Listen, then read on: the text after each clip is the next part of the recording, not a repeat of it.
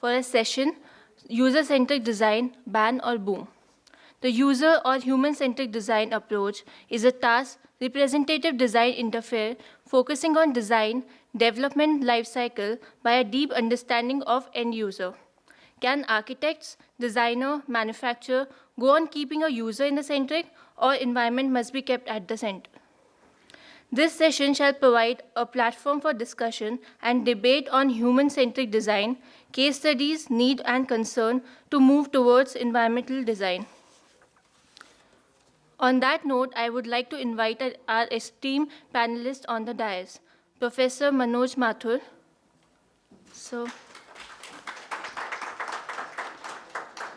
Professor Helen Lochhead. Architect Ravindra Punde. Architect Ayush Chauhan. Architect Amritha Ballal. Architect Annkur Khosla.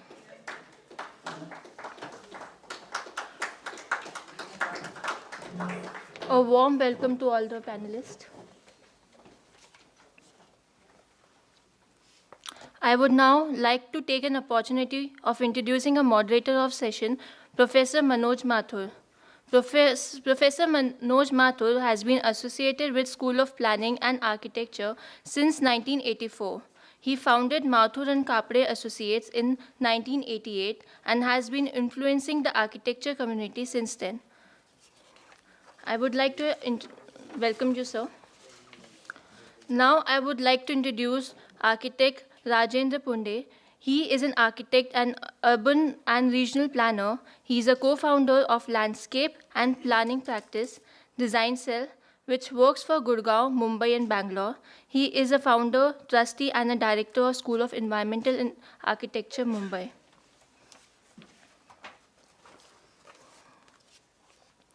Now I would like to introduce architect Ayush Chauhan.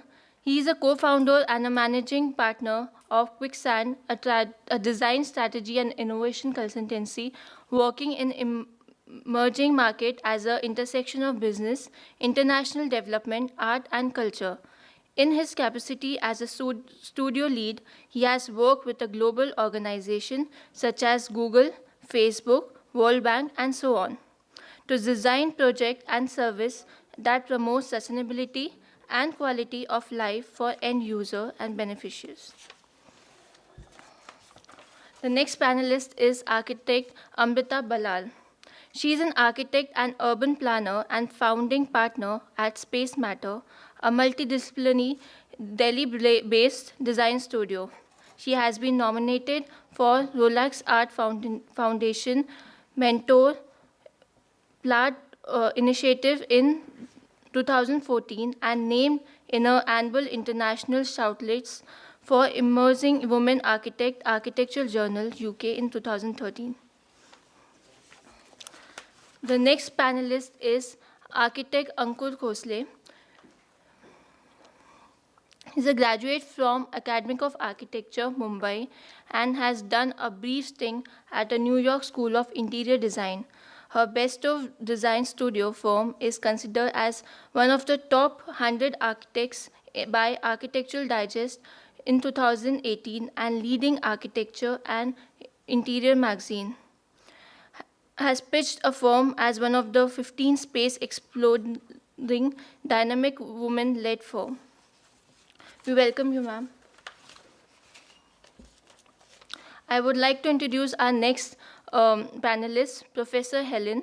She is a facility of built environment, UNSW, Sydney, an architect, a landscape architect, urban designer, and a planner. She combines teaching, research, practice, and advisory roles.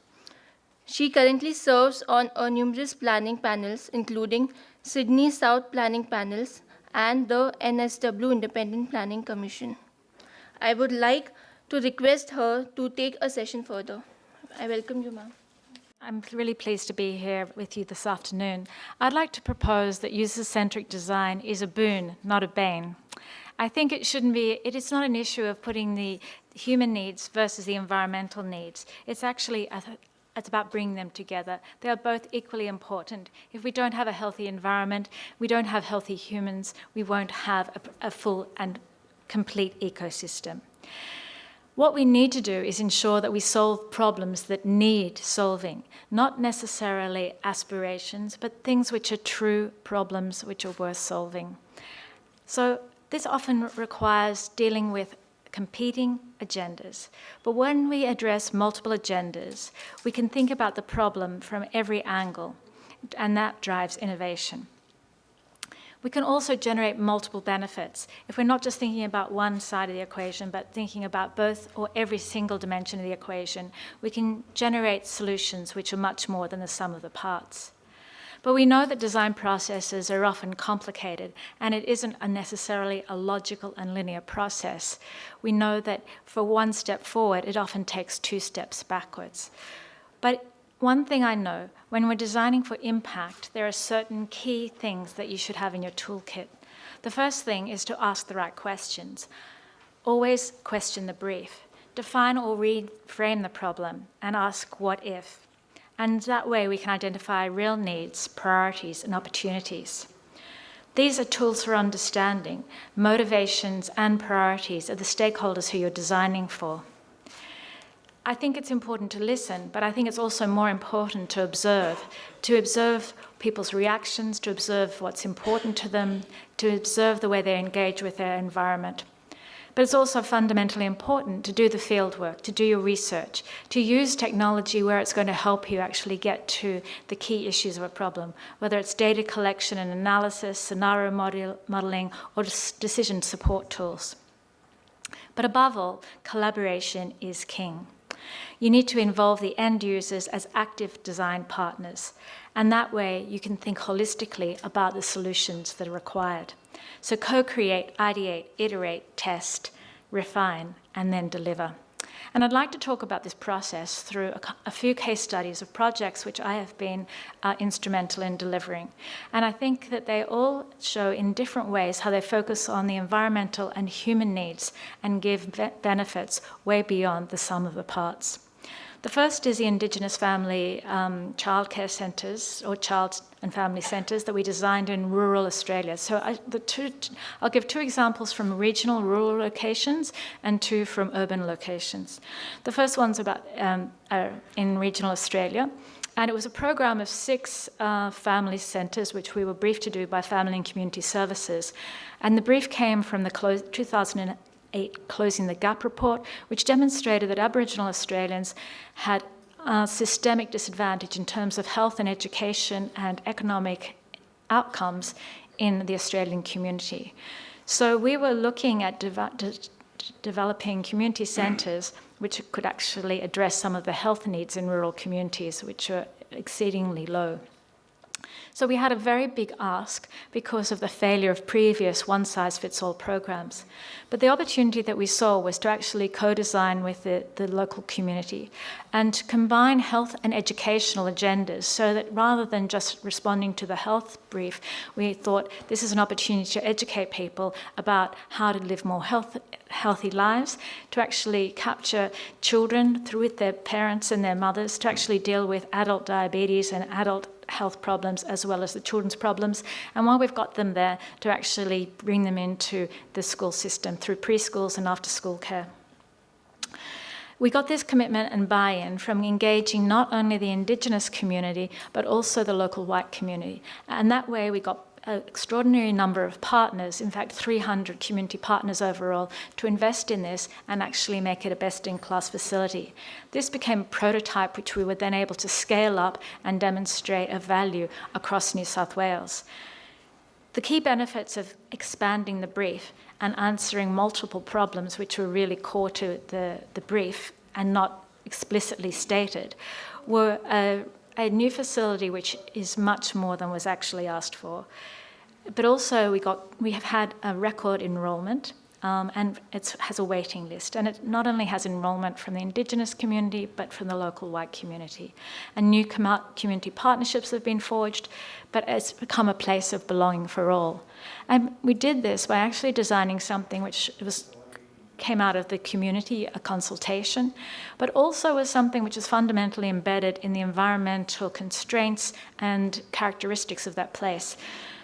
in Indigenous communities, sitting under a tree and sort of talking is pretty important. So this big tree, which is right there in the courtyard, was fundamental as a place for designing the building around it. And the verandas and places for sitting on the decks and participating in that were also fundamental. So it provided a community gathering deck under the tree, as the childcare, playrooms, family health, as well as training programs. And as you can see, it's a fairly simple building using local materials, skills which were available in the local community, and therefore it had a very low environmental footprint, as well as serving the human needs of the community in which it served. So good health outcomes, good educational outcomes, and good environmental outcomes. The second project I'd like to talk about was a teacher housing project in, again, rural Australia, where many communities do not have a rental housing market available for itinerant teachers. Teachers come and go from these locations, but there's no housing suited to them. And so the Teacher Housing Authority, which provides housing, was looking for us to provide 6 4-bedroom houses for the teachers in this town. And it's one of the hottest towns in New South Wales, with summer temperatures, often 45 degrees plus. So they thought the agenda was really about sustainability and doing something which was low energy, low footprint, and a healthy building. Of course, the challenges were extreme heat, but for us, the bigger challenge was the itinerant group of teachers we had to design for. When we met the teachers initially in this small community, we found we had a teacher who had a disability and was in a wheelchair. Another group that we were designing for was a blended family of adult children, three sets of adult children plus the parents. We had a single mother and a child. We had two adults, and we had young early career teachers. All of these required very different requirements, and we asked ourselves, why do we need 6 4-bedroom houses? So what we thought was, because they never know who are going to be the occupants of these houses, we need to design something which is flexible and really can understand and really deal with the priorities and needs of whoever is there, not a one-size-fits-all solution. So what we did is, through a competition process in our office, is we looked at all the permutations and possibilities after we had actually had close focus groups with the teachers and had a design competition. The outcome was, instead of designing and delivering 6 houses, we actually delivered 12. We delivered 12 semi-detached houses of 4 different types. They could be 1 4-bedroom house, or one with 3 bedrooms and 1 bedroom, or 2 plus 2 types of bedrooms. So we had very different permutations, including the 1 bedroom being a fully accessible, adaptable unit for someone with permanent disabilities. In addition to that, we had all the ESD outcomes we were chartered to deliver, and full occupancy, delivering flexibility and adaptability. Not only that, it became a new housing model for teacher housing in all rural Australia, where they had this very flexible and unknown quantity in terms of the number of teachers or the types of teachers at any one time. So here is the prototype that we delivered in Broken Hill, and you can see it's a very hot, arid climate in the middle of nowhere. Even in the town is very arid and quite bleak in many respects. The teachers were very different in their backgrounds, their experience, the time that they were spending there. So we went back to the office and got a group of different people looking at the problem from different perspectives. And then we had different teams looking at the project, coming up with different options. Ultimately, we came up with a very simple housing type, which could again be lightweight materials, all which could be procured locally. And the outcome was very simple houses where the core of the house is on the south side for the services such as kitchens and bathrooms, and the living spaces are on the north side. Remember, we're in the southern hemisphere, so it's the opposite to here, which could be cool in summer and warm in winter. Each house has its own entrance and its own backyard or garden, as well as, and so this is how these houses could be reconfigured. So 4-bedroom houses, or 2 plus 2, or 3 plus 1. In addition, we met all the environmental objectives, and you can see, actually the colour's a little bleached out. I don't know whether we can turn the lights down in here, but the one side of the building heats up in winter and is cool in summer. The other one is consistent. We had solar photovoltaic cells on the roofs. We collected the rainwater and reused it in the toilet cisterns and in the gardens. And we used passive cooling and heating. And of course, new landscape, which was appropriate to the climate, was also used to actually make it greener and more pleasant in the summer months. So this is it when it was first delivered, and has now been humanized and the plants have grown. But as you can see, the news media said, teacher housing goes green in Broken Hill. So for the teacher housing community, it really delivered on the promise of providing low energy, small footprint dwellings, but for us it delivered on the human needs of the community in providing housing which was suitable for every type of teacher who was occupying those places. This is a much bigger project in Sydney, and it was about improving commuter cycling in the city. And this is an example of using human-centric design, but from a very different perspective. This was using an app. The challenge here was to increase commuter cyclist journeys to work in Sydney and to decrease traffic congestion. But how do you actually capture that information and find out what people really need? Here, an app was used, and through a collaborative design process of people opting in and participating through the cycling community to monitor their travel patterns. And what we learned was not only did we collect the data, but we were able to communicate that to policymakers and demonstrate what was needed in terms of the user experience and to help inform better design of the cities. So the impact was quite significant in terms of education of not only drivers, but cyclists, policymakers, and improved design of bike infrastructure in the city. So what does that mean? This is what Sydney looks like most of the time. It's extremely congested, and it's probably familiar to you. It doesn't look unlike Delhi on any given day, with cars everywhere, high smog levels, and not much space for cyclists. It's a big turn-off. Through our City Analytics Lab, led by Professor Chris Pettit and Simon Leo, who you may have heard speak in previous sessions, they looked at the data, and what's important here is it's not about collecting data and analysing data, but it's also visualising it. And so in the City Viz application that they have here, they're able to represent a lot of planning data, which makes it very accessible and able to be used by others. So for example, here you can see in this map the rider duration patterns. In this one, you can see the rider ages in the key below. And, patterns such as younger people ride more often than older people. But this one was, to me, the most revealing. And this one shows the differences in the riding patterns of women and men. And if you can see this clearly, there's quite a bit of light, so it's probably not so easy to see. But the blue lines are men's travel patterns, and the red line are women's. And what we know is women are much more preoccupied with safety and security. And a good litmus test of where women are is good urban design and good infrastructure. So if you see women in that part of the city, it usually is a good barometer of what's working. So you can see that this indicates that in the blue system, they're probably the congested streets, the high traffic streets, the streets that aren't safe, and the red system is actually the alternative routes that women choose to ride along to actually be safer and more secure. So this became a very clear indicator of what the real needs were. It also correlated with the fact that women, in this data set, you can see that women will use cycling as a recreational as opposed to commuter opportunity. So again, if we want to get people on bikes to go to work, we need to make the infrastructure suited to the needs of the people we want to convert.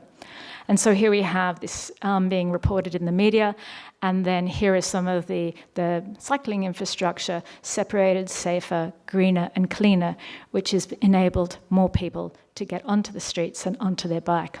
And so you can see a change in use of patronage in Sydney from just men in lycra to women, men, children, and families, and older people.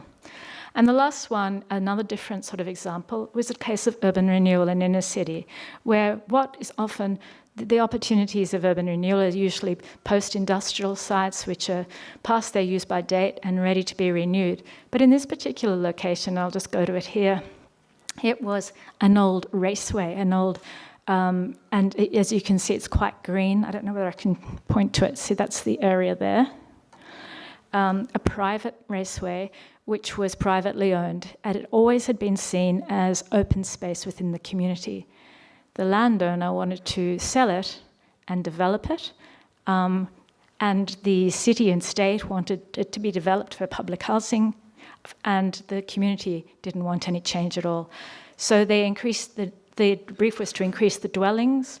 There were competing agendas, a lot of NIMBYism, and in fact, what we were able to do through a collaborative planning process, thinking about what the needs of all the stakeholders were, the community, the state government, the private developer, and the future needs of the city, in combination with what was important. The most important thing for the community was maintaining the open space and ensuring that it was publicly accessible in perpetuity. They also wanted to conserve the heritage and improve the ecology. And we were able to deliver all that, as well as a new high-density, low-rise urban neighbourhood. So it was a win-win-win. So here is the planning process, a lot of very educated, middle-class people not wanting things to change. You can see me there on the Thinking Big panel trying to convince people that there's a bigger agenda than their own backyard. And then establishing some principles which were agreed by the community through a collaborative process and making sure those principles were instilled in the development. There was 35% open space on the site as today, and we agreed that we would commit and deliver 35% open space in the new development, in a different shape, in a different form, but the same percentage, and everyone agreed. We agreed we would keep the density the same as what was required, but we would keep it lower. And we would also ensure that we met environmental sustainable best practice, as well as provide affordable housing and relate to the context.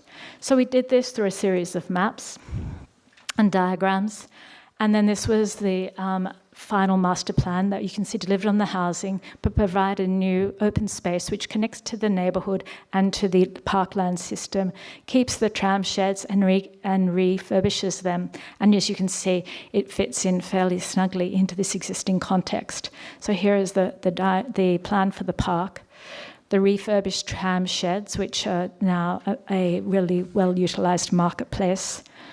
The housing that we designed, and is also very environmentally friendly and has social housing. And so it delivered on its promise. So essentially, I guess my key message is when you deal with multiple agendas, you can deliver much more than the sum of the parts. It really forces you to think innovatively and think about the multiple benefits that can be delivered. And then when you do, you can actually think about not only people, but you can think about the planet. And that's probably the best possible outcome. So that's when we can get impact plus. Most of these projects demonstrated that when you do things like this, they can be prototyped and scaled up and become exemplars and models for other locations as well. And that has even greater impact. Thank you. I hope you can hear me. Okay. Sorry, we are running a bit late, so maybe we will have to cut down on the most interesting part, which is usually the question and answers. But to come back to Helen's exciting presentation, let me just encapsulate the main highlights of that, if I may, Helen. So I think three important takeaways from there. The first, of course, is Helen says that it's not a binary, and it's not as if you have to choose one or the other. And what's good for the user is good for the environment as well. And just requires a little bit of extra effort in looking at everything from every angle and creating multiple agendas by which you can actually solve all of the problems, or certainly most of them. And the important thing to consider is, where do you intervene? Not everything needs design intervention. So you need to sort of prioritize which problems you want to solve, and that's what you should attack. And the last one, I just made that up. It's my, you can get the chance to sort of rebut on that. But I think somewhere in that, Helen was talking about that the designer's role is to be the voice of those who are not speaking up for what problems they have. And somewhere the designer has to intervene and actually capture where the problems lie and then take them forward to a solution. So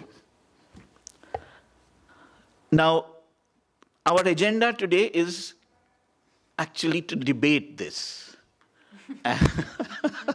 So however much I would like to agree with Helen, it's my job to say, no, all of it is not quite right, right?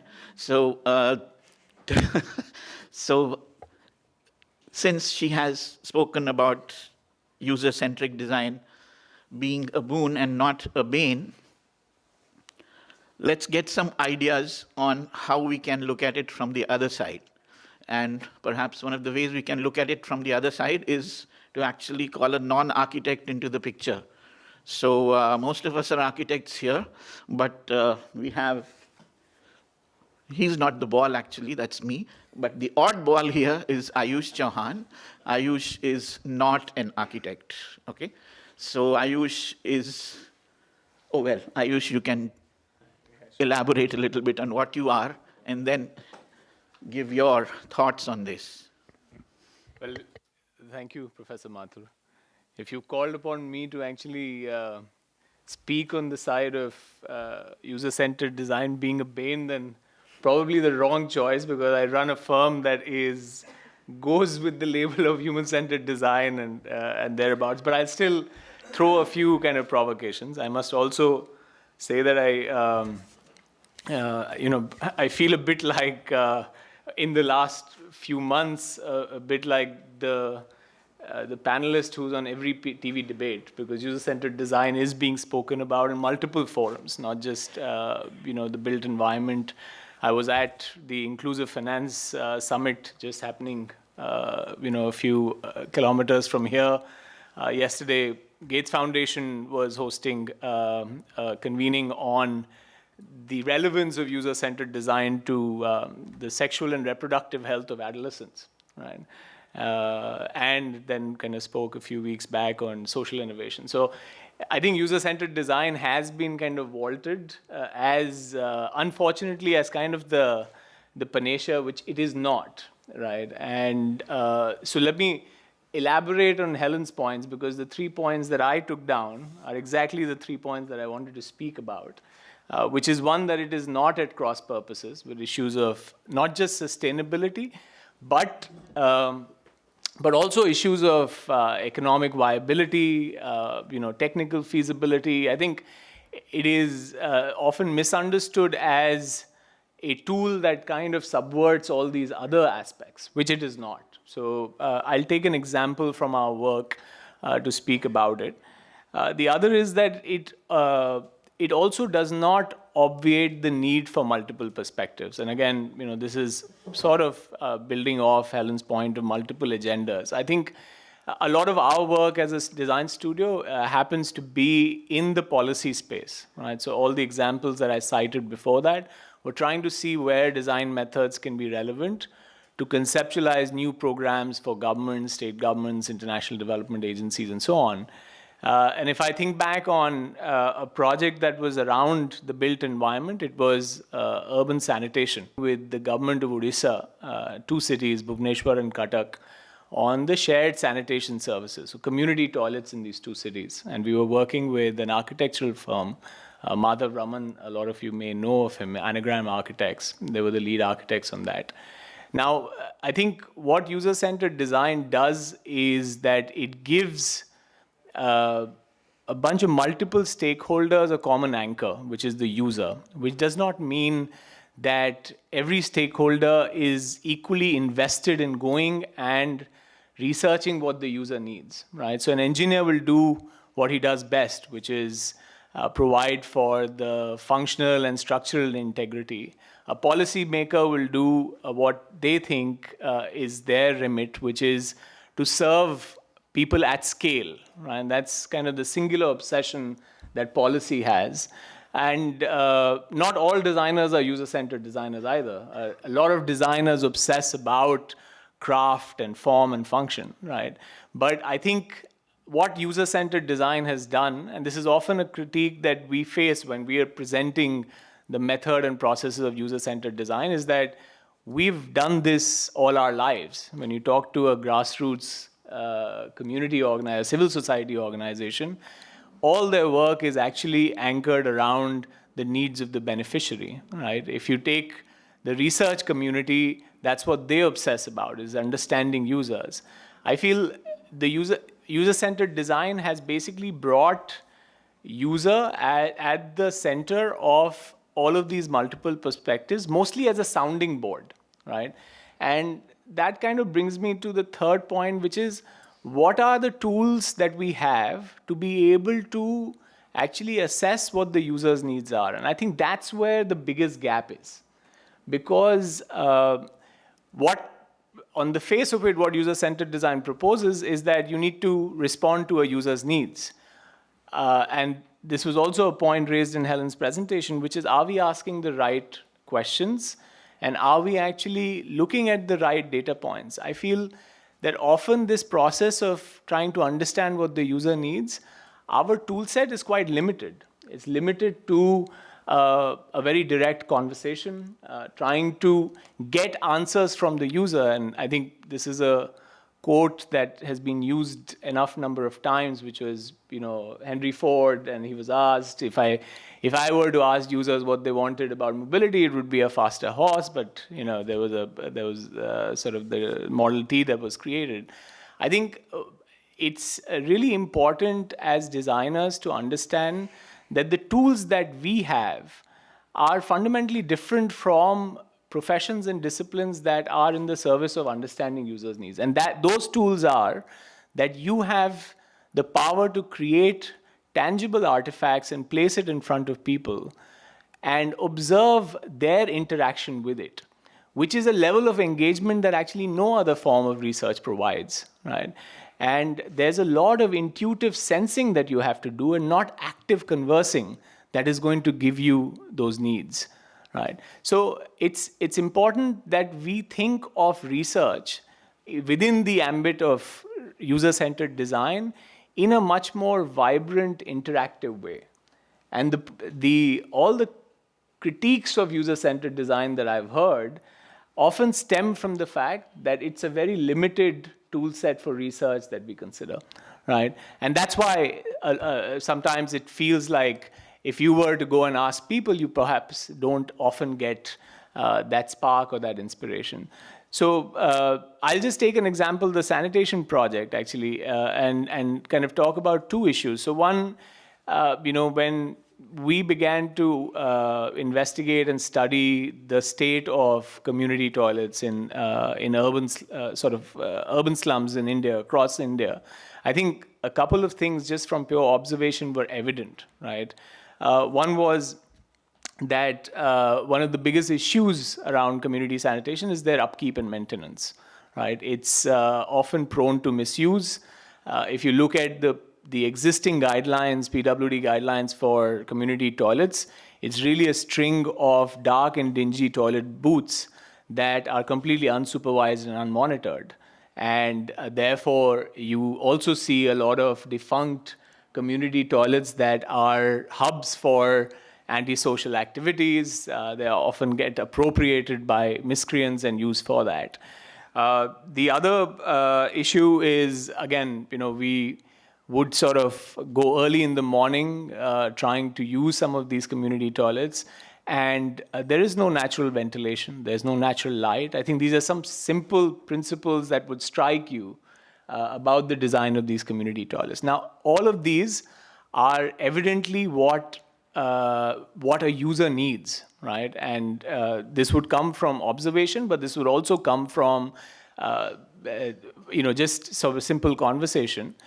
The other thing that a user will never articulate, which was actually a very important part of the design of these toilets, was where does the fecal sludge go from our community toilets, right? And the fact is that no Indian city today has a comprehensive city sewerage network. Most of them that are there are actually being let off in open drains and open water sources. It's not a user's concern, it's actually a blind spot to them, right? And you never chance upon that if you did not have the multiple agendas in mind, right? And so one part of our design intervention was to provide what is going to elevate the user experience, which is the perceptible, articulated needs of the user. So natural ventilation, better choice of materials, multiple facilities in the community toilet block. And the other big, very, very difficult part of it was to convince the urban local body that they need to invest in a decentralized sewage treatment solution. There is no, at the point when we were working on this project about 6 years back, there were no guidelines around that. And there was a lot of reticence and resistance from the urban local body to actually look at decentralized sewage treatment, right? And it's quite shocking the sort of apathy that decision makers had around the fact that on the face of it, there was a sewage line that actually broke about a few hundred meters from the toilet block and it was let off. But I think as designers and architects, we took it upon to see if in the 120 odd community toilet blocks that we were tasked to design and build in these two cities, about 20 of them we managed to convince the urban local body to try decentralized sewage treatment, right?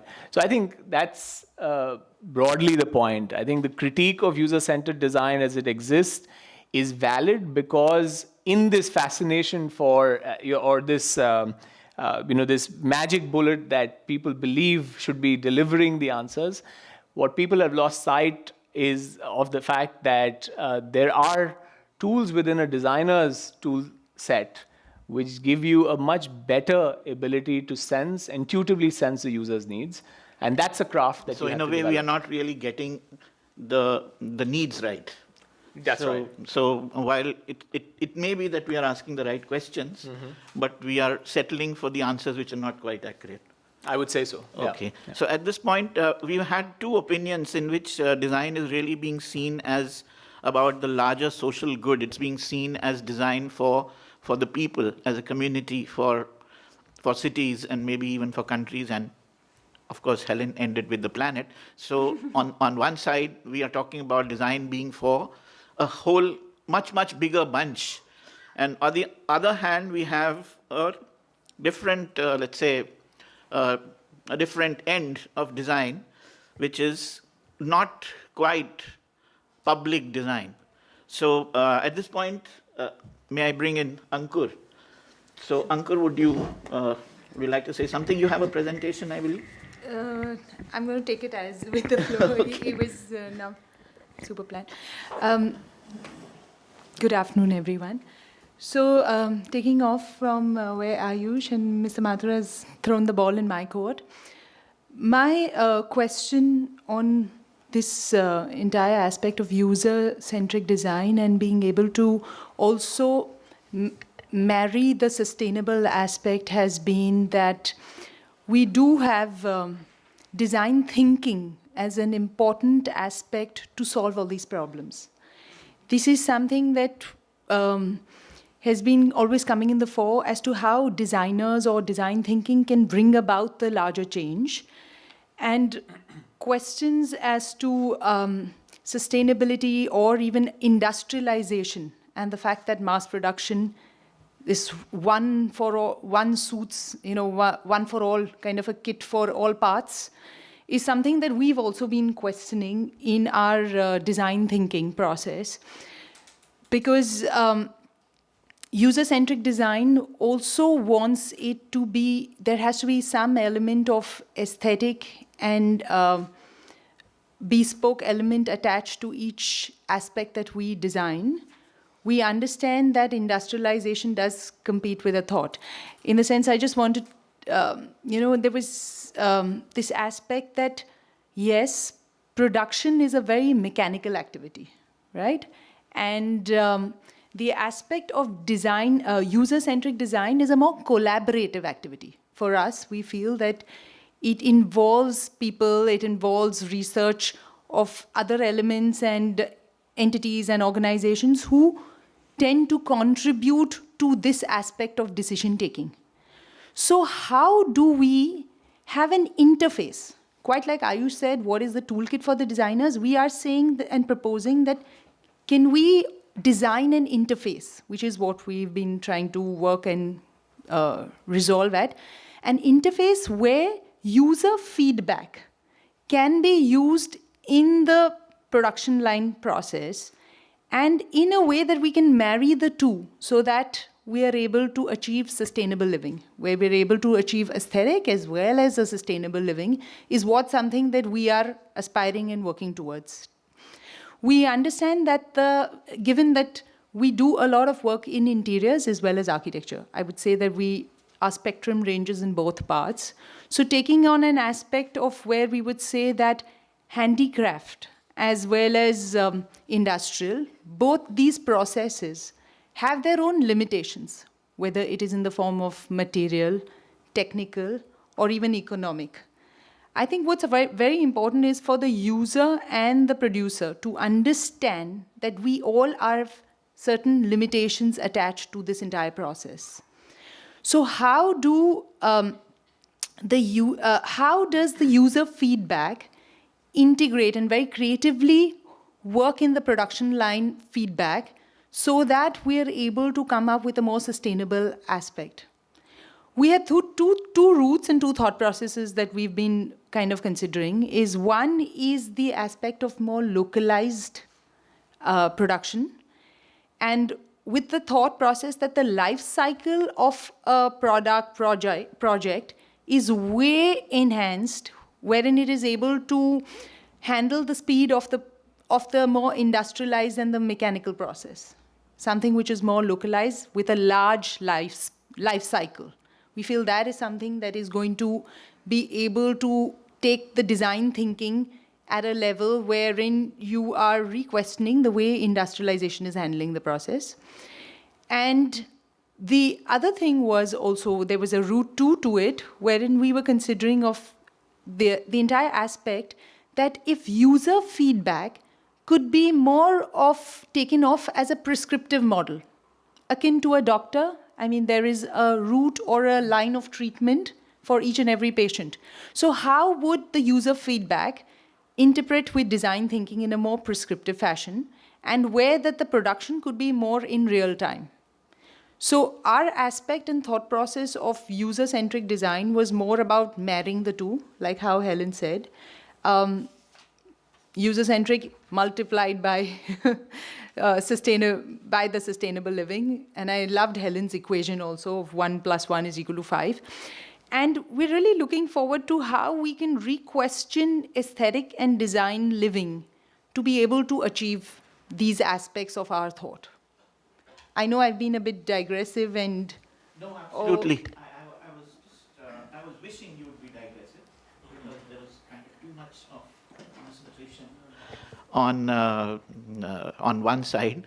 The point that I was trying to bring in, and which you did in a rather polite, sophisticated manner, was that a lot of design which gets done is not done for the public, it's not done for communities, it's not done for things which would necessarily help the planet. A lot of design which is done is bespoke design. A lot of design which is done for people who actually demand design. Whereas on one hand, you're talking about from where Helen is coming from and where Ayush was coming from, are design being done purely from the recognition that it needs to be done for them. And here we also have a set of users who ask that some design may be done for us. And to my mind, that therein lies the problem, that too much of user-centric design is being done for the wrong users.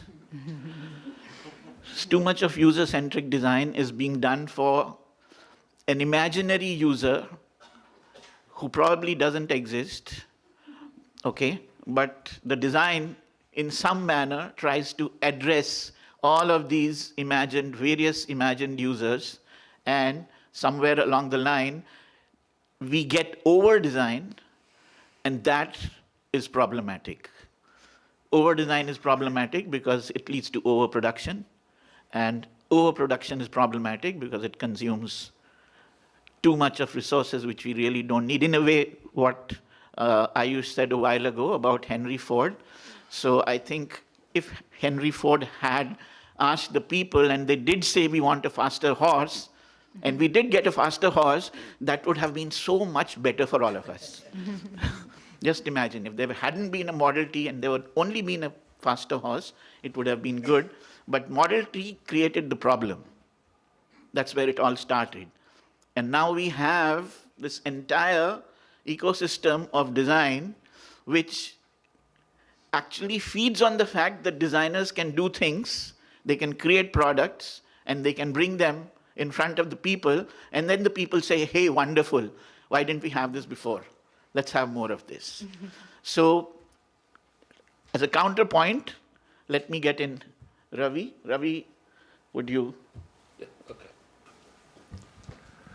I just picked up from the brief, and I think Helen is kind of, and most of us have already kind of made this point that, you know, I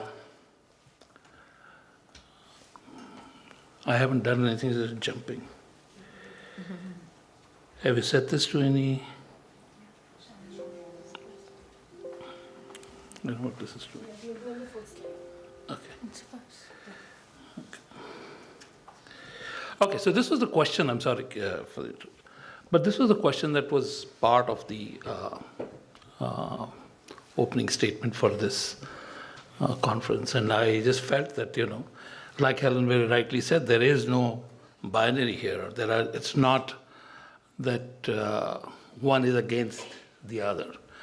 And I think it also kind of points towards a certain method of thinking that we kind of need to look at. So there are no two separate components. However, and this is my own experience, that as projects really get complex, you often wonder who the user is. And I think this is at the root of many of our issues, that we kind of stand disabled and can't answer these questions. For example, you do a 50-acre IT park, you may end up having something like 9,000 cars parked in there. I have done some of them, and I know that nobody bothers that there would be 5,000 drivers in those basements. Who is the user? And I think we have to recognize the fact that we are a very complex society. My client alone is not the user. There are many more attributes to my environment, and I need to kind of somehow figure out how to deal with them. For example, so in the public realm, there are several issues that we actually have to deal with. And as the philosophy professor from Harvard, Michael Sandel, says, how much common public life do we really have? And we should ask ourselves this question. We're all living pretty much in our own silos and groups. And we are kind of unable to, and we have very little common public life. And very often in the discourse and discussion in the third world country, and particularly in our place, when we discuss public realm, or even if you wonder why is it that the public realm has no place, because I think one of the biggest reasons is that we are a deeply divided society. We have to face this. We have to accept this. And we have to kind of begin to see what do we need to do and how. And so, therefore, the question of the user, which user will you deal with? Or which user will you respond to? Become somewhat very critical questions. So, our practice has two parts. One is the part that kind of makes the bread, but there is also the other part which works for the soul. And so, and we usually kind of use design competitions, and that's been our tradition, to kind of make statements which are where the statement is almost larger than the design per se. So I will just quickly run through one of our first projects that we did. This was in 1984. I did this along with a friend of mine by the name Dilip Dakuna. He's now a professor at Harvard. And Kanwinde and Doshi were on the jury, and a couple of other people, I don't remember. But this was an open DDA competition. So here is what we said, that it's extremely important that the state's responsibility is to create an equal opportunity. And therefore we questioned the static form of LIG, HIG, and MIG housing in those days as it was. And so we constructed an idea where we said, what if the DDA created an equal opportunity for everybody, but the units kind of changed their form on that opportunity, which is a plot size, and then let people grow as they grow, because even these categories are not static. They are dynamic. Somebody is going to be here in this category, somebody is going to be in the other category. And so I think it caught the jury's imagination. We won the competition. And so we kind of made this very strong, I should say, a strong statement about what is the state's role and what is the design responsibility of the designer. Here is another project that we did. This was a design competition for the last piece of the forecourt of the Golden Temple. This was again an open national competition. I think Hassan Fateh was on the jury. So the argument that we were making is that here again, it is the state's final opportunity. But I don't want to go into the history of it. For example, one of the things that happened after the 84 event was that the perimeter of the Golden Temple was kind of demolished partially to create access for the army to get in should there be another occasion. And to me, and to our entire team, that was a sense of distrust that the state had expressed. And so, what we finally ended up doing was to say, take this piece back. And this community has been a community that has built its own environment all the time, particularly of the Golden Temple. And so the proposal that we made was a very simple proposal. And that is to say, let's kind of enshrine a process here that will heal and give them that authority and the power back to them. And it was a very simple proposition. That was that little piece of land that was there, which was a park.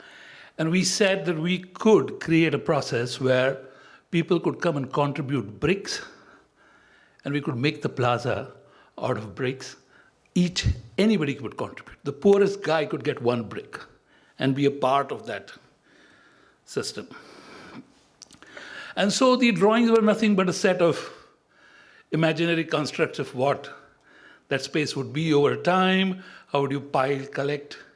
And finally, it was just a simple process of making a brick plaza and a few trees, and people built their own space. So here it was, is that design can also become a process of regaining faith and trust in people, giving them their dues, and you can kind of seek justice, and so on and so forth. So I think these are all questions about what does our design responsibility entail? And finally, this is the most recent competition about a year back that we won, which is for Mumbai. I now kind of spend more time in Mumbai, heading a school there. So this was about the Mahim Nature Park. This was a nature park developed by Salim Ali many years ago, in the 70s. And so the government wanted to kind of relook at the landscape of that park. But again, the argument that we made was that unless you look at that large urban space together, that park will have no public value. For the simple reason that it is one of the most polluted space, has the worst stench, and is one of the most unhealthy environment. So it cannot be sans that. So within our group, there was this discussion. It's none of our business. It's not part of the competition brief. Should we do it? And this was a team, of course. Ratan Batliboy and Samir Padora were the other people who were working on this. And we kind of finally felt that it is extremely important to make this statement within which the design in the proposal of the park could lie. And so here is what we ended up proposing, which was a process. And there are 3 diagrams there, but let me just broadly tell you what we did. So we did a very deep study of what the river was. So there was a historical study of what that space was. It was an extremely resilient space because there is a very interesting motion of the sea, the river. Mind you, the river is a seasonal river. It's not, and on other occasions, it's a public space. I mean, it used to be a public, cultivated, whatever space. So the dynamism of that space had to be recognized if the city had to build that resilience in it. So that was the first thing. The other thing that you observe, that in the process of so doing, we recognize that, as is always the case, that most of the slums which are now under the slum rehabilitation scheme, which you give 1/3 to the developer, whatever that money-making racket is. So all these were actually sitting on that soft edge between the watercourse and the hard land. So in other words, the slums were sitting in this dynamic space, which would have otherwise been the resilient infrastructure. So we kind of proposed a whole system by which you could rehouse. So we converted the slum projects into environmental upgradation projects. And the idea was to state that unless the city builds a resilience, and that resilient landscape was then kind of utilized for productive uses, like cultivation and things like that, that happened along the river edge. Obviously, we dismantled the walls of the Mitti River, which I don't think any government is ever going to accept, but has happened all over the world, and quite a few places, in fact. And so, our proposal was to be far more comprehensive, look at the larger context, and make your statement. And I think somewhere over a period of time, these things will come to the forefront. I also think that we as designers have to change our attitude, our positions that we take very often. And one of the reasons why a few of us started the School of Architecture is exactly to kind of make this transformation and see if we kind of inculcate a different value system, what is the kind of production that you begin to get. So that's where we are, and that's all that I have to say. Thank you. That's a whole lot to say. So what Ravi has just kind of put forth, this new subtlety, I would say, is that yes, user-centric design is the new buzz. user-centric design, you can say, is in some ways, the zenith of this entire design discipline. This is where we are at. It's like, now we are user-centric. It's almost like that. What he's saying is that we need to appropriate user-centric design for the benefit of environment. So you take a competition project, which has a certain brief, you re-identify the client, you say, no, what the competition says is our client, that's not really our client. You say, no, our client is different. And then you say, this is not really about the user, this is really about the environment, okay? And in the process, the user benefits, so great. But really speaking, he's benefiting the environment. So this is a new way of looking at it. Let me ask Amritha. Amritha, you've been all over the world, and you've interacted with all kinds of people. You've done bespoke design of a very high order on one hand, and you worked in remote Africa on the other. So do you think there's some commonality? There are some things which we can take away from both, which really happen in both places? Thank you, Professor Mathur. It's difficult to have something to add after all that has been said. However, I don't know why, but my mind went off to this conference I had attended on why India can't tap into its full potential. And there was a lot of subjective discussion of a lot of technical issues. And somewhere I was thinking that someone will talk about corruption.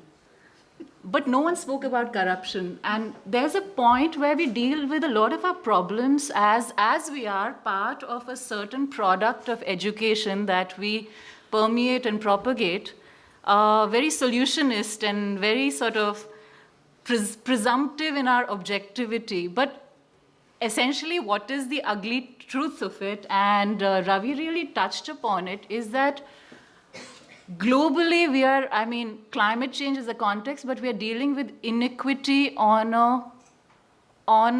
a sort of crisis level. And in India, it's actually second nature for us. So in one sense, I can say what an excellent panel with a wealth of experience, but what a limited panel and what a privileged panel we are. And we as a very sort of caste and class-based society are, as educators and designers, on decision-making tables, and we don't have a clue.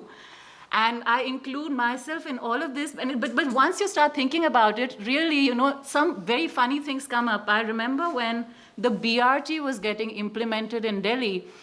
And as an urbanist, I knew that it's good for the city. Buses, our public transport is needed, buses are needed, buses have to be prioritized.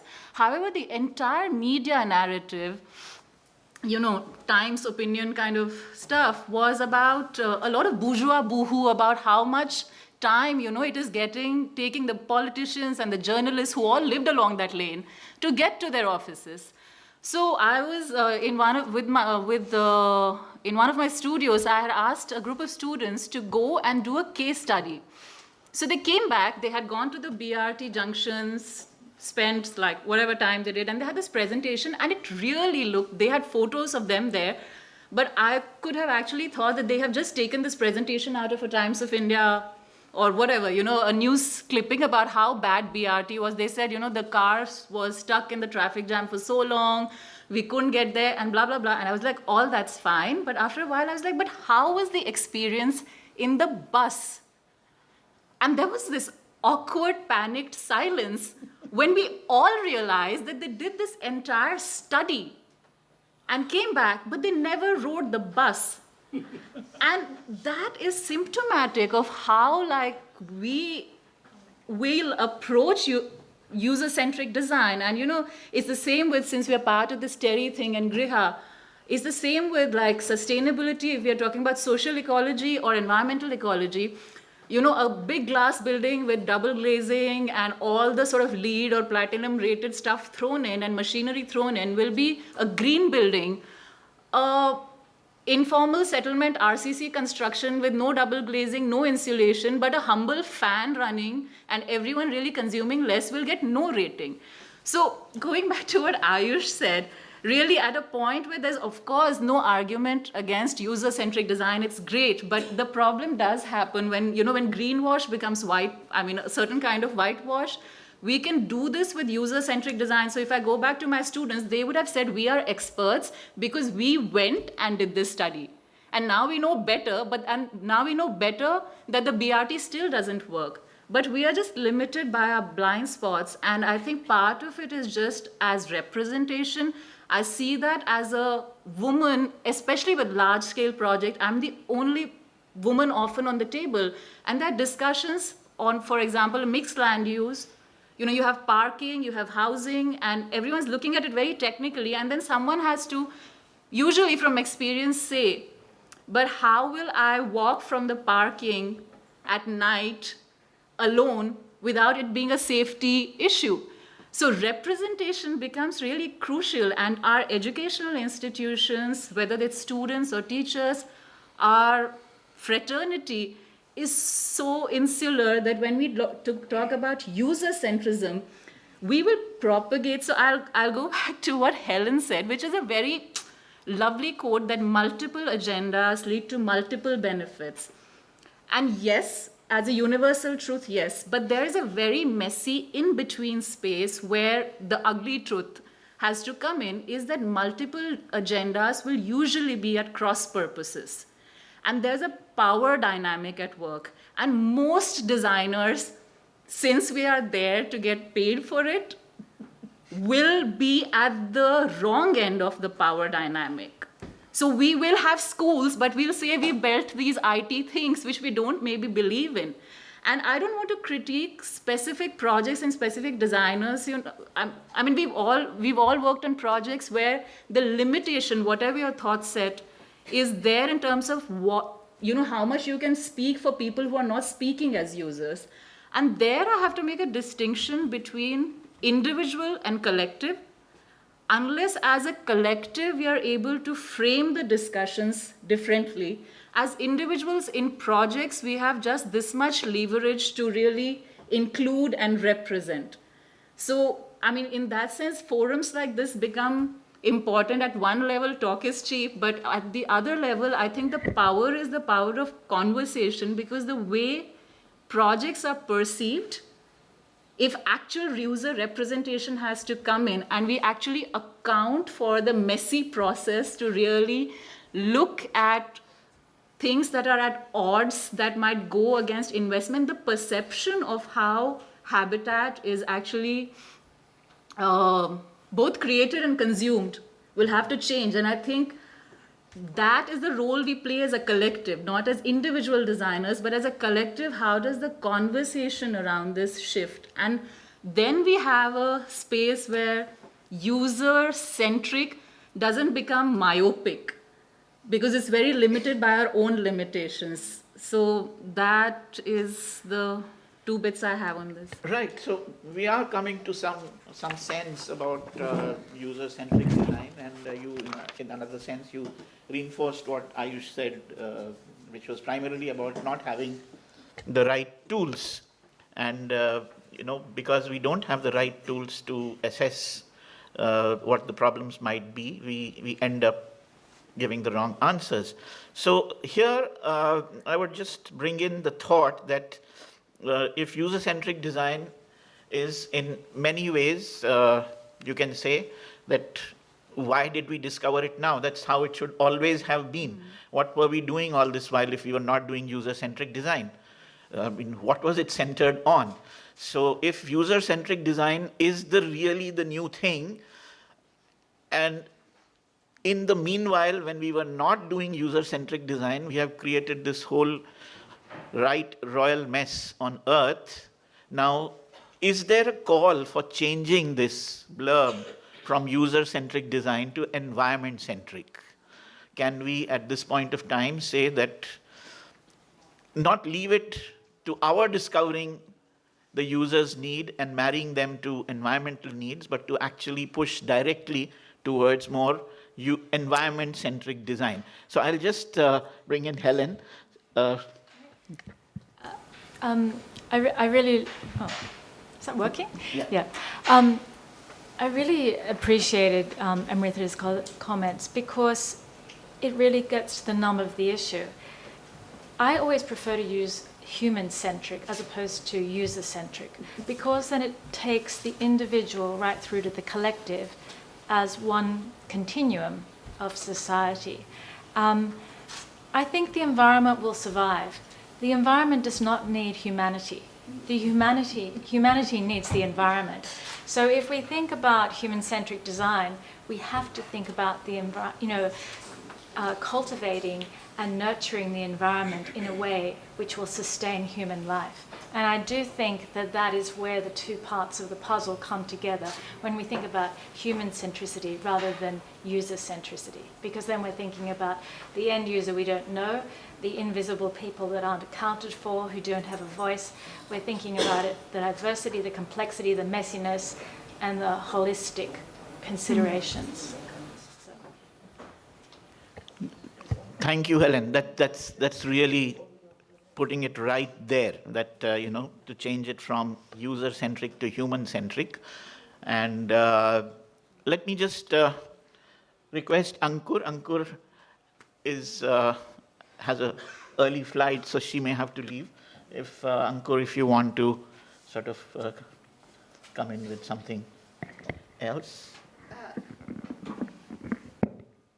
I was also thinking, taking off from what Amritha was saying, is that yes, there is this messiness, and even I think Helen has also defined it in that sense.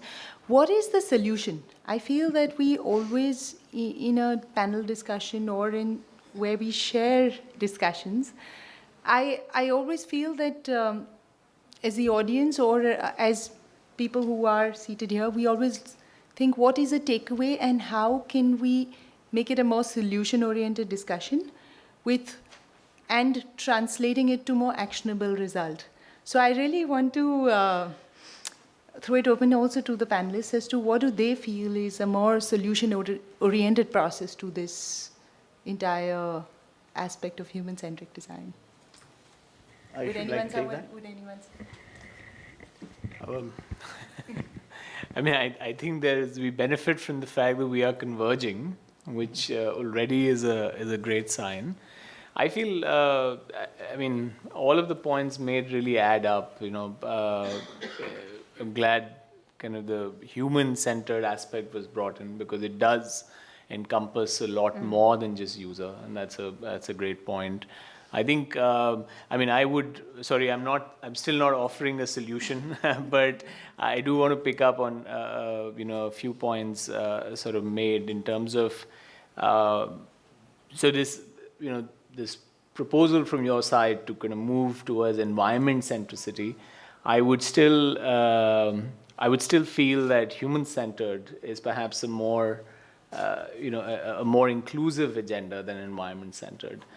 Because it is, one, it's connected at one level, and second, I feel that there are, I mean, the ability to solve for environment may not still solve for exclusion, which certain communities feel and are at the receiving end of. And so for me, therefore, human centricity just seems a little more inclusive.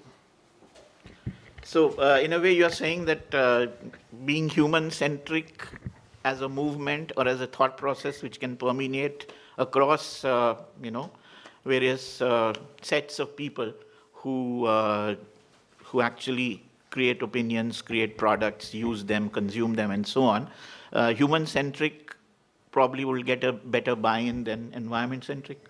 I would think so. I feel that, I think at least amongst the practitioners on this table and certainly several in the room, there is a lot of nuance to human centricity that we maybe just tacitly accept, right? Whereas the discourse on user centricity and human centricity does not make that explicit, right?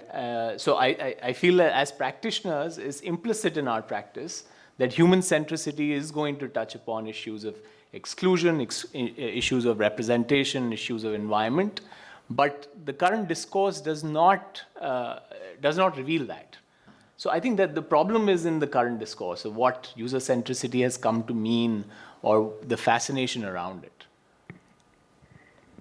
Right. So, Ravi, just elaborating further on your ideas which touched about inequity. So, Amritha also sort of elaborated a little bit on that.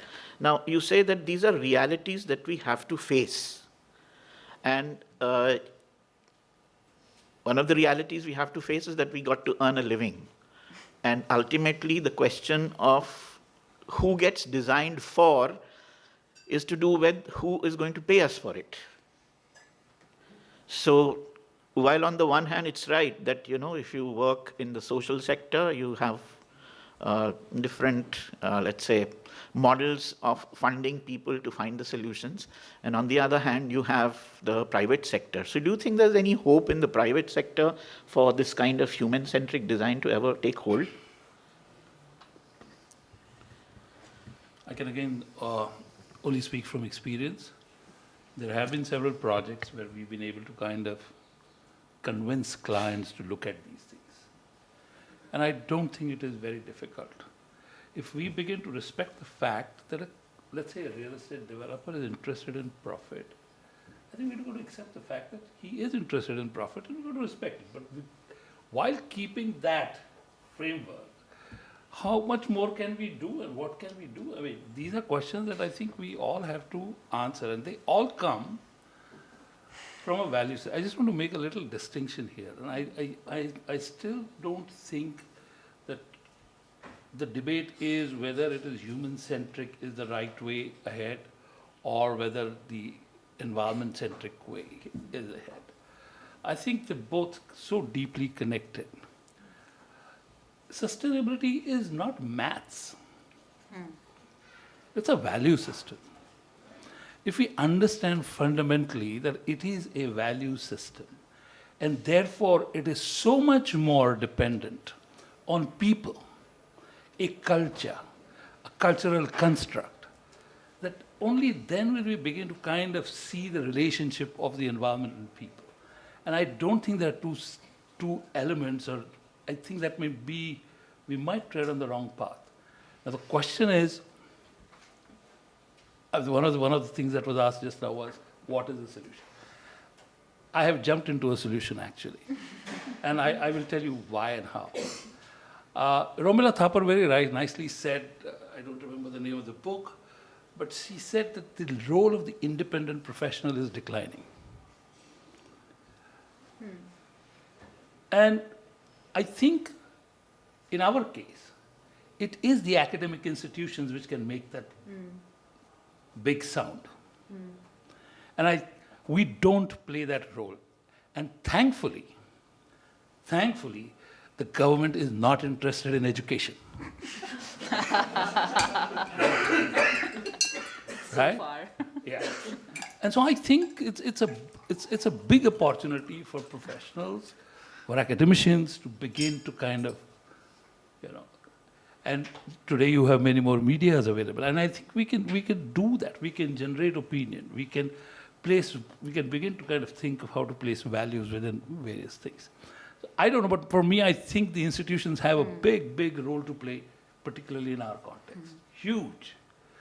So, I mean, I think somewhere there might be a direction for us.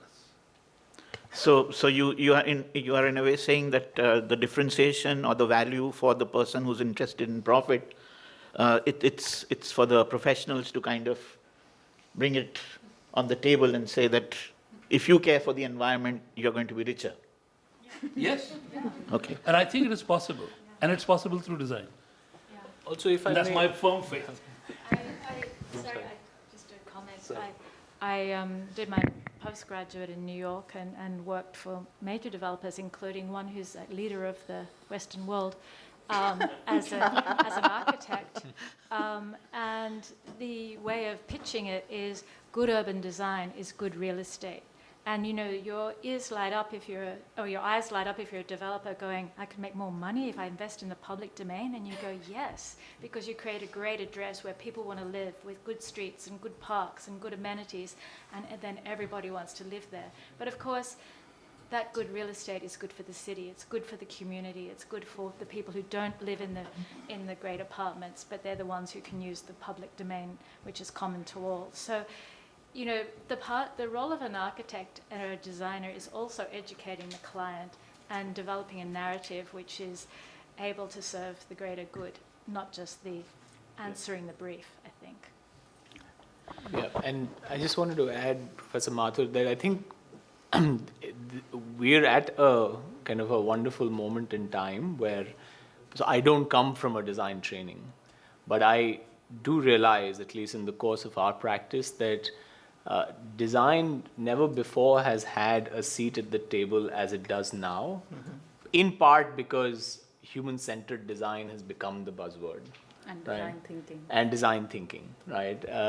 With all its issues and criticisms, it is an opportunity for the design fraternity to take that up as an opportunity to intervene. And I think, and you may sort of correct me, but architecture as a profession had that seat at the table in terms of, having a say and a voice in issues of sort of large-scale design and, systemic design that would impact humanity. I'm not sure if that got squandered somewhere in the need to kind of pander to the private sector. But I feel human-centered design is an invitation to the much wider design community beyond architecture at this point in time, and I'm speaking from the vantage of working in the policy sector, but for issues that would typically have, the policy and the development folks would have never called upon design expertise to actually intervene. So to your point, I think it is. It's an invitation to all of us in the room to bring the nuance that we implicitly understand into the conversations that need it. Could I just ask a question? Could I probably just, given from where we've been conversing, could we also say that this panel discussion could stimulate the human-centric change to bring about an environmental change in Delhi? I think we were all bantering about the current pollution state in Delhi. And do we think that this entire discussion could, stimulate something maybe in terms of an interface, a tangible toolkit? Maybe I'm looking at Ayush because the toolkit is something given that we have an esteemed panel of architects on this. In this panel discussion. You keep saying like this. I mean, like this. I kept saying like this. And we have Helen also to sprinkle a bit of her advice in terms of taking cue from taking cue from international advice. I mean, just maybe I'm from Mumbai and I'm sitting from the other side of the city, and not to give that our city doesn't face the increasing pollution problems, but I just felt that I always foresee that a panel discussion, if it could stimulate something at a larger level and a more meaningful level, I think our purpose has grown to a larger goal, like how we are putting environmental-centric thought process at a larger level. So I feel now that we've really narrowed down to being more human-centric, can we stir and arrive at a toolkit interface to make this happen? And maybe Delhi being the starting point of the... Yes, it should. It should. Delhi should be the starting point. So I think we should be very, very thankful for having Ayush, shine the spotlight directly. I mean, he's quite clearly saying that architects had the baton, but they dropped it. Maybe. Maybe, put in a maybe just to be safe. As the only non-architect on the table, I bet. And the maybe is there because maybe they didn't have it at all. So here's a challenge for all of us. Helen? Look, I think architects did drop the baton. I think but it is also inevitable because the world is so complex. It's not just an architectural problem, it's an economic problem, it's a social problem, it's multifaceted. So you need many heads around the table, and that's why design thinking has actually come into its own, because it makes you think differently. But I also think we need to be aware and vigilant about design thinking being appropriated in a way which doesn't come to a good design outcome. Because we can use a process, design a product which nobody needs because it's innovative and new on the market and fresh and squeaky and shiny. And I think the essence of good design is designing what is needed and no more than necessary. And so something which is essential, I mean, you know, I did that, I don't know whether you saw it, but speaking to the two Pritzker laureates, Professor Doshi and Professor Merkert from Australia, each of them distill the problem down to the essence. You arrive at simplicity. You know, the world is very complex and it's hard to understand, but these people actually can bring it to something which is essential and enduring and purposeful. And I think it's not just about design thinking or design process, it's actually about good, robust design. And we as architects and designers need to own that space and be acknowledged for that contribution. Great. So, Ashu, do we have time for any questions? Okay. You have to. Me, could I excuse myself? I have a flight to catch, so I'm just going to. Okay. So we will take a short. I didn't want to interrupt. No, that's all right. Ma'am, before you go, I request sir to please give the token of appreciation. Oh, you're guessing me? Thank you so much.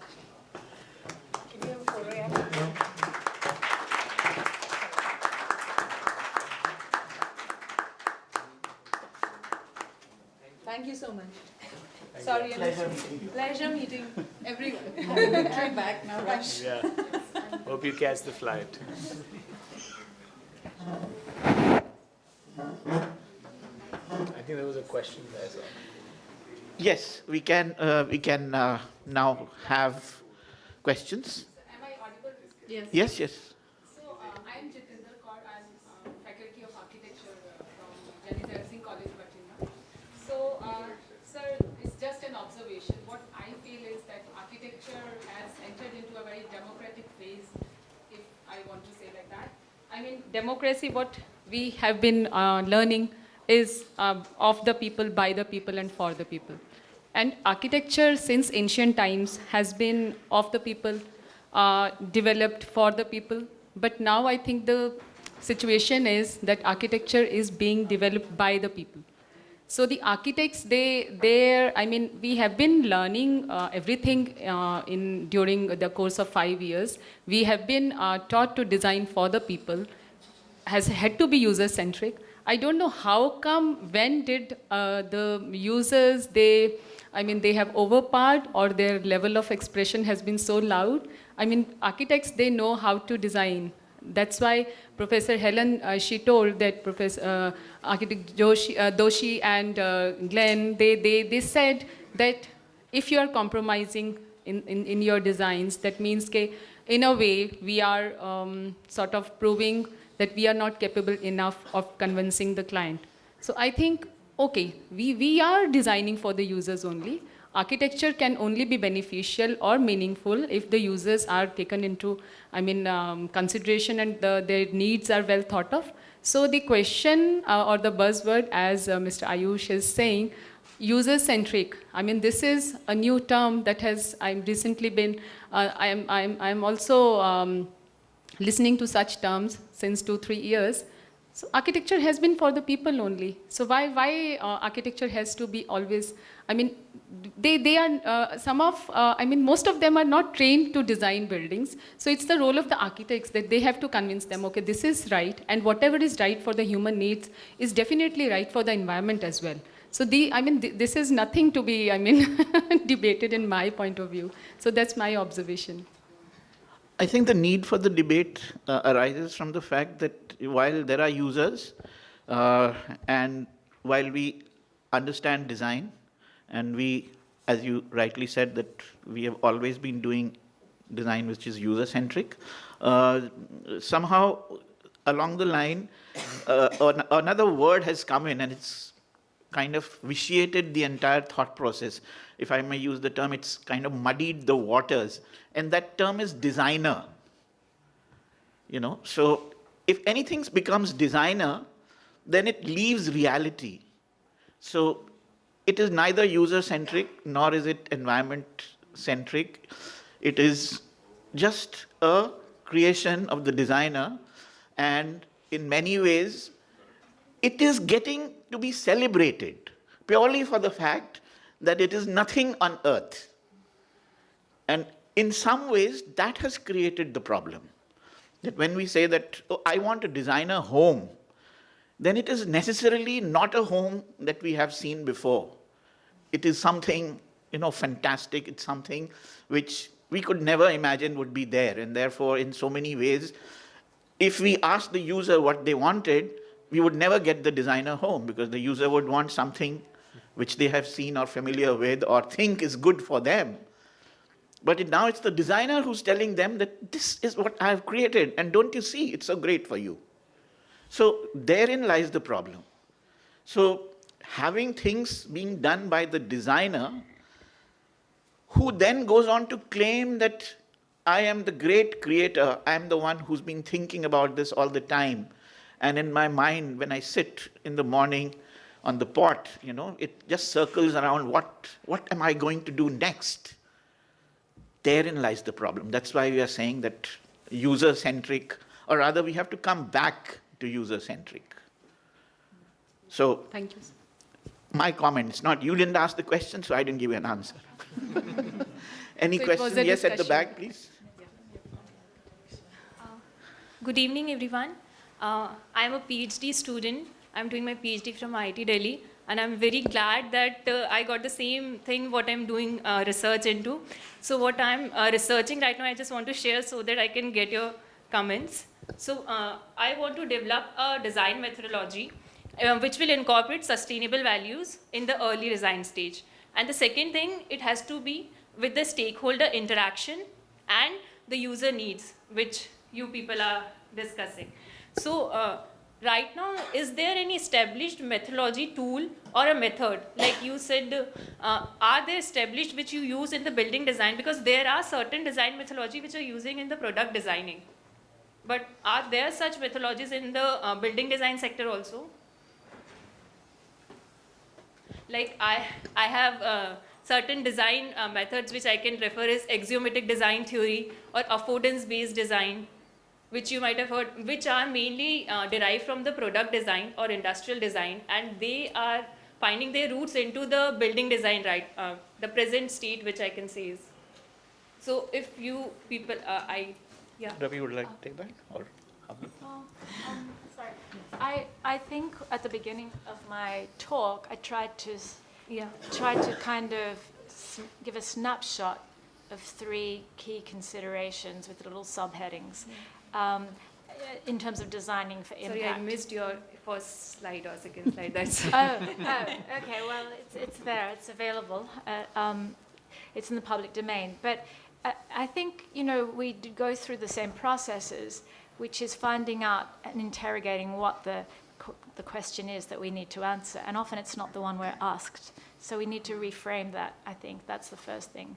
The second thing is we need to actually develop deep understanding. And then we can only do that through engaging with the users or the people that we're serving. But also we need to do a deep analysis of the context, the place, and use technology to help us to do that in a rapidly changing world, wherever that's required. But ultimately, I think it is about collaboration and working with those people to actually get a result which isn't top-down and architect as God, but actually is something which is responsive to the real needs of the people you're serving. So, I mean, that's not a methodology, but it's pretty common for most architects to go through a similar sort of process. And yeah, so is there any in systems engineering design, like how we design a system, in a similar way we design a building as a system? So it has certain methods, like first customer requirements, client requirements, and then is there certain things which architects follow, which all follow that this has to be done first, then how it has to be converted into technical specifications, then because if you'll be doing it in step-by-step manner, then only we'll be able to. I think her slideshow showed one single slide which I think made all the difference. Yeah.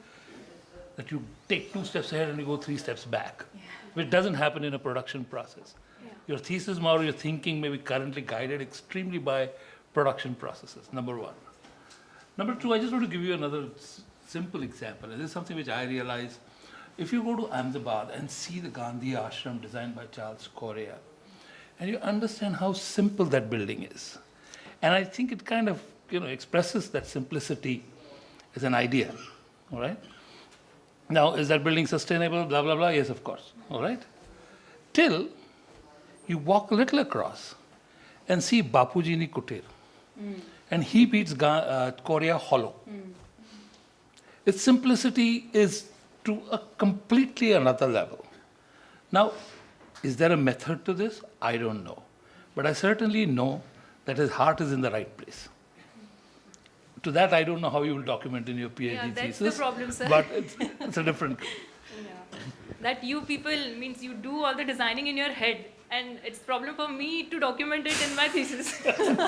So maybe Ayush can help you kind of verbalize this. We are much more graphic people, so we can do a whole lot of but Ayush is the one who can put words to that. Another question is, how do you optimize the user needs? Like, there are multiple end users many times. Like, for example, a university campus. So there are students, there are faculties, there are staff members.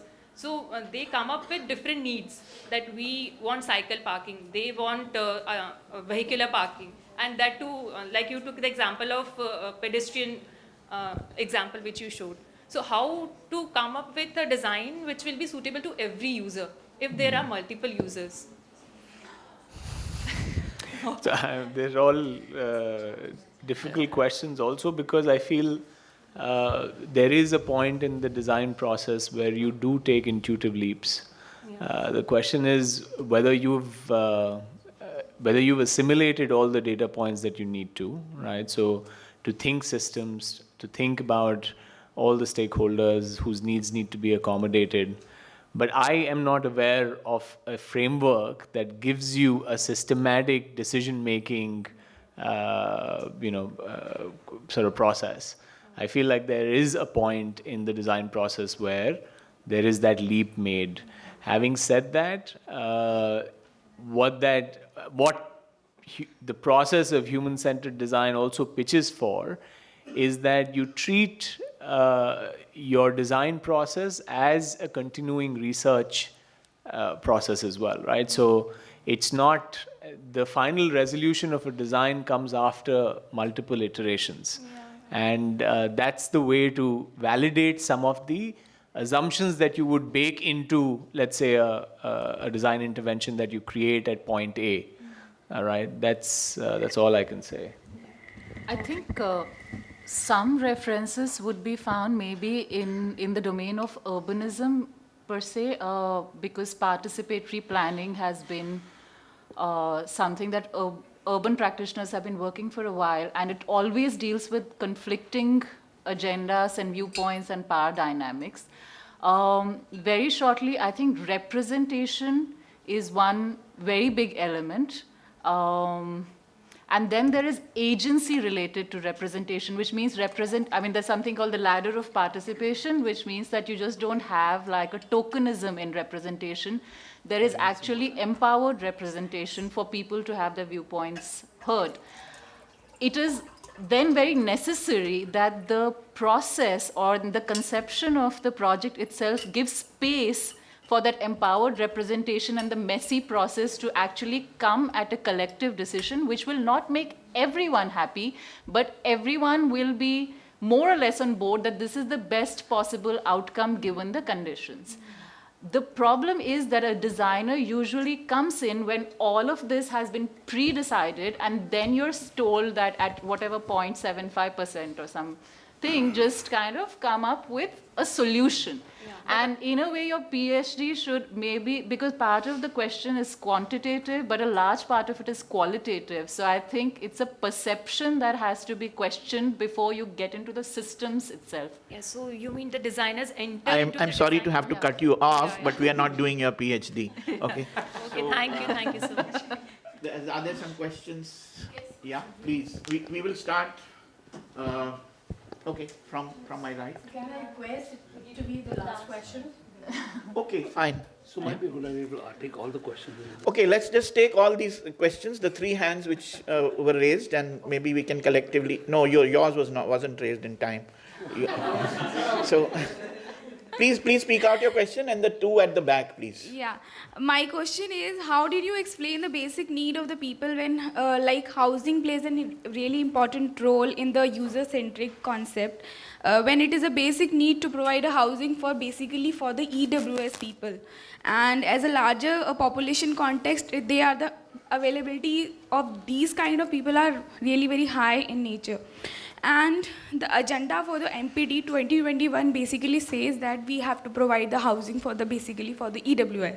So, and they are in the high amount also. So what is your perception of user-centric design in these kind of scenario when basic need is very important? Okay, that's one. Please say your question.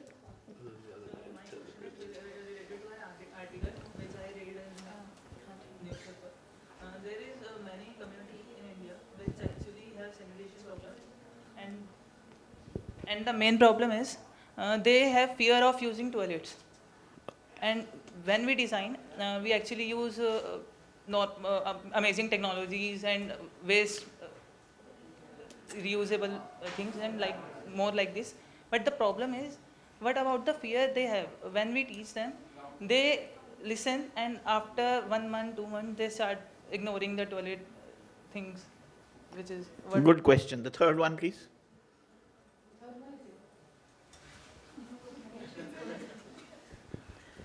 Proxy. Hi. No, I'm asking my question only.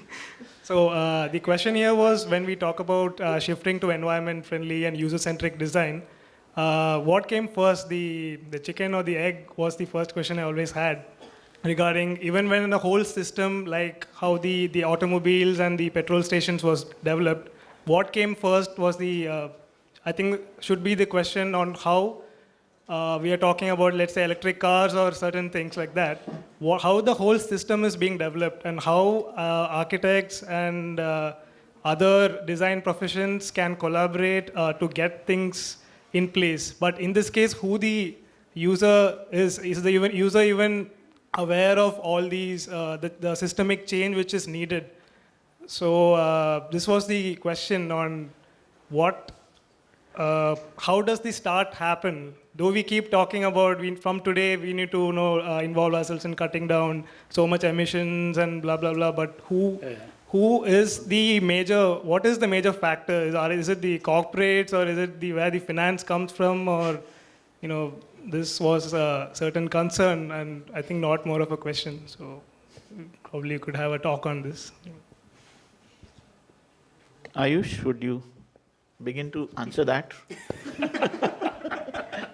I think I'll pass it on to someone who can take that on. I can respond to the sanitation question in terms of fear of using toilets. I'm not quite sure what that means, although the issue is that part I will explain. Okay. But to your question around creating amazing technologies and still toilets are not used is a behavioral issue, and that's something that we in our research encounter time and again, right? Is that even in sort of households that have gone ahead and constructed toilets, it's not used by all members of the household. It's made, the need for that toilet is triggered by perhaps some sort of critical moment, like let's say a pregnant wife or an old sort of parent, and they get to use the toilet, but the men still sort of continue to defecate outside. So there are behavioral issues, and I think the short answer is that unless you understand what the what the underlying motivations are around open defecation. It's just having a toilet is not going to solve it. So to that extent, yes, you're right. So the point about open defecation is a very real point. I mean, we have also done studies, and the students in the school have done designs where they have actually addressed this problem. So just the fact that you are asking this question, that itself is a great thing. And once we ask this question, we tend to get out of the fact that the toilet is a box. So the question that why do people have a fear of using the toilet is what we have to research. And our students found out that they have a fear of defecating in a box which is closed, when they are used to really defecating in a state where their minds are free, where their eyes can see far, where they don't feel confined. So the whole point of defecation is the release. And when they are in the box, they don't feel that release. So they did design a toilet in which this was taken care of.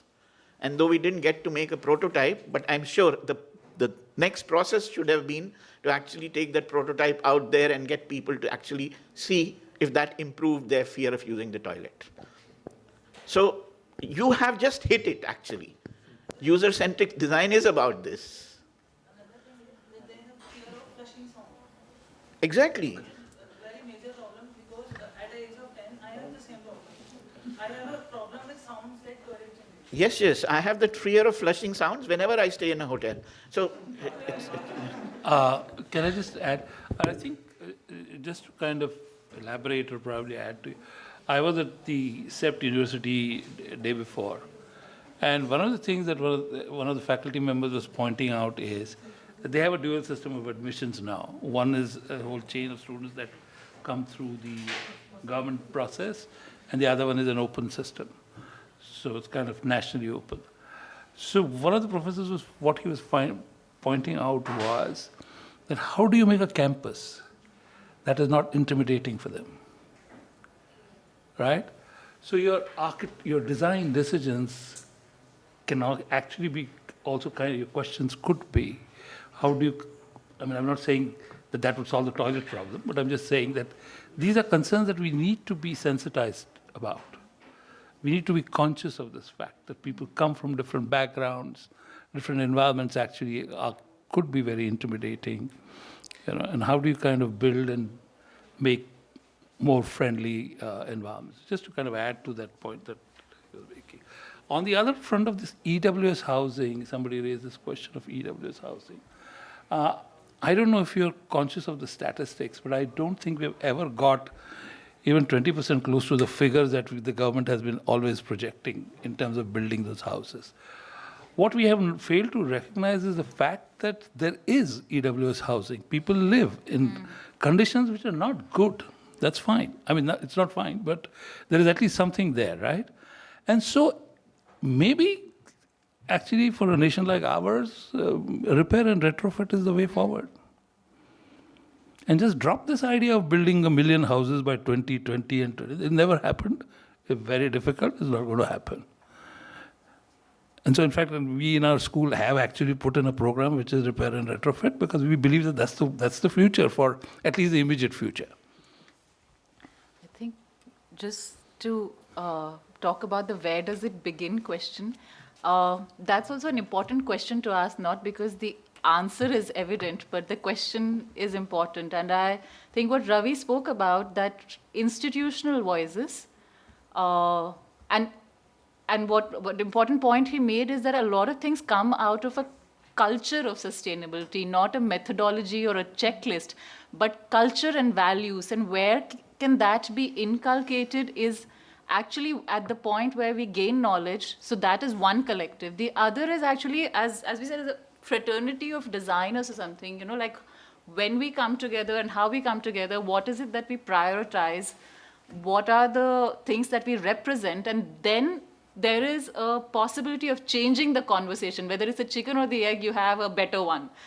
So that that aspect is very necessary. So whether the forum is an institution or a professional gathering or something like this, that becomes a point of intervention. When GRIHA gives certain ratings to certain buildings, so that you get so much percentage, when you build this, isn't that, can't that be called as a factor like that finance is governing the way people think?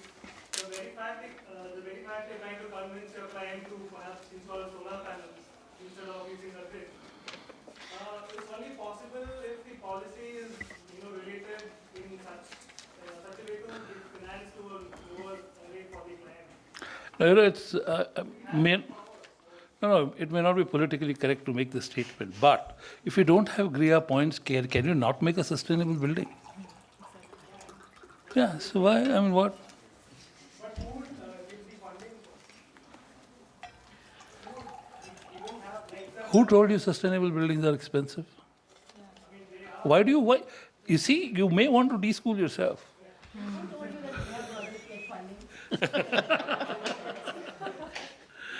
Okay. Okay, so it's time to call it a day. And thank you all for being there. And I think to all of us, we can give a big round of applause.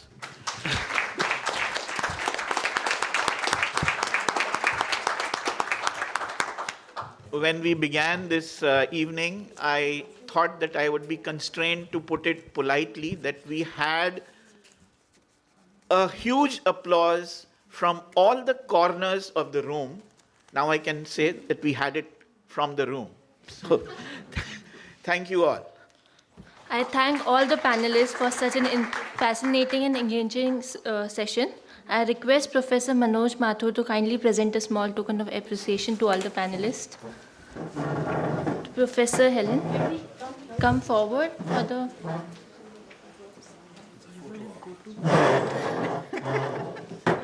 Human-centered design. Ayush, answer this.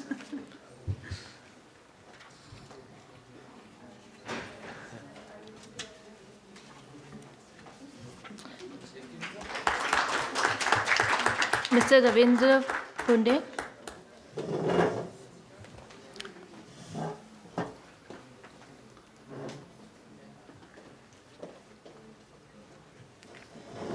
Mr. Ayush Chauhan.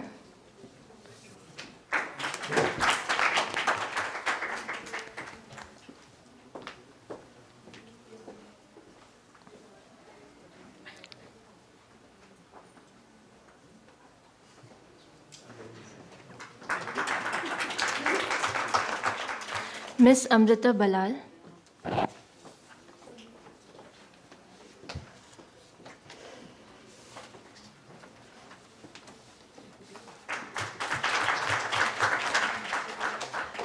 Now request Ms. Ashu to present a small token to our moderator. These paintings showcases Gond art which come from a belief that a good image brings good luck. The Gond are major tribal communities for central India. The artists have used natural colors derived from charcoal, colored soil, plant snaps, leaves and cow dung. This mystical art form is creating by putting together dots and lines. Before bringing this session to close, we would like to facilitate our remaining architects. Vastushilp is NBCC here. Rajendra Kumar Associate. I request all the panelists to stay back for the group photograph. Group photo.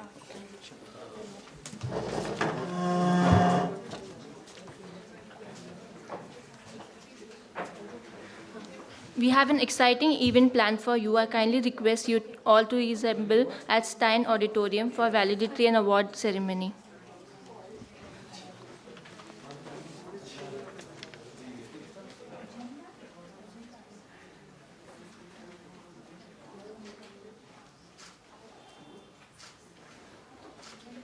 Can we have one photo with the background? Yeah, me too, please.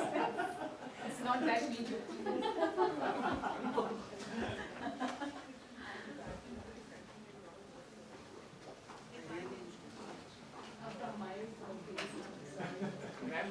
Okay, I'll send the program. Okay.